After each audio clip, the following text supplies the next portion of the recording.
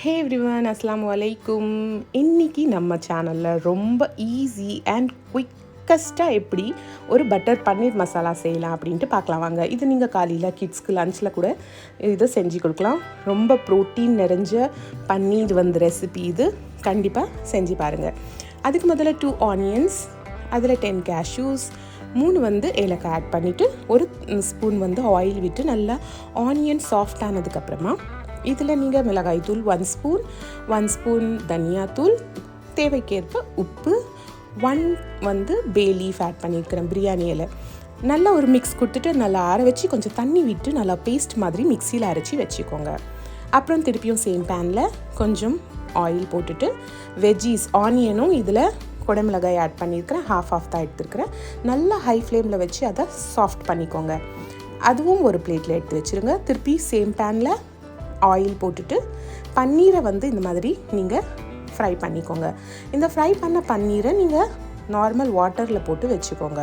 இந்த ப்ராசஸ் பண்ணுறதால உங்கள் பன்னீர் ரெஸ்டாரண்ட் ஸ்டைலில் நல்ல ஜூஸி அண்ட் சாஃப்டாக இருக்கும். ஸோ ட்ரை பண்ணி பாருங்கள். அப்புறம் சேம் பேனில் 1 ஸ்பூன் பட்டர், 1 டேபிள் ஸ்பூன் தான் ஆயில் ஆட் பண்ணியிருக்கிறேன். உங்களுக்கு ஆயில் அதிகமாக வேணும்னா நீங்கள் இன்னும் 1 ஸ்பூன் ஆட் பண்ணிக்கலாம். அதில் காஷ்மீரி மிளகாய் தூள் ஆட் பண்ணியிருக்கிறேன். அப்புறம் அரைச்ச பேஸ்ட் ஆட் பண்ணி நல்லா மிக்ஸ் பண்ணிவிட்டு கொஞ்சம் தண்ணி போட்டுட்டு இதை நல்லா குக் பண்ணிக்கோங்க. இந்த பேஸ்ட் நல்லா ஒரு 5 மினிட்ஸ் குக் ஆனதுக்கப்புறமா இதில் நம்ம சாட்டே பண்ண வெஜ்ஜீஸ் அண்ட் பன்னீர் ஆட் பண்ணிவிடுங்க. நல்லா ஒரு மிக்ஸ் கொடுங்க. அதுக்கப்புறமா இதில் 1 ஸ்பூன் கரம் மசாலா, அப்புறம் ஒரு 1/2 ஸ்பூன் அளவு கசூரி மேத்தியை கையில் எடுத்து நல்லா க்ரஷ் பண்ணி போட்டுருங்க. அப்போ தான் இதோடைய ஃப்ளேவர் நல்லா சூப்பராக வரும்.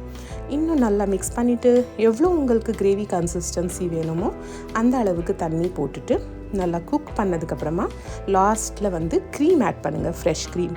உங்கள்கிட்ட ஃப்ரெஷ் க்ரீம் இல்லை அப்படின்னா வீட்டில் டெய்லி நம்ம பால் சூடு பண்ணுறோம் இல்லையா, அது மேலே இருக்கிற மலாய் எடுத்துகிட்டு கொஞ்சம் தண்ணி விட்டு மிக்ஸி ஜாரில் அரைச்சிக்கோங்க. அதுதான் ஃப்ரெஷ் க்ரீம் மாதிரி நீங்கள் யூஸ் பண்ணிக்கலாம். அது கூட மேலே நீங்கள் ஆட் பண்ணிக்கலாம், ரொம்ப டேஸ்டியாக இருக்கும். அப்புறம் உங்களுடைய பன்னீர் பட்டர் மசாலா ரெடி. ரொம்ப ஈஸியாக இருந்ததா? கண்டிப்பாக ட்ரை பண்ணி பாருங்கள். இது இந்த மாதிரி புல்கா ரொட்டி இல்லைனா சப்பாத்தி, பரோட்டா, ஸ்டீம் ரைஸ்லாம் ரொம்ப சூப்பராக இருக்கும். மறக்காமல் நம்ம சேனலை சப்ஸ்கிரைப் பண்ணி லைக் பண்ணி ஷேர் பண்ணுங்கள். தேங்க்யூ.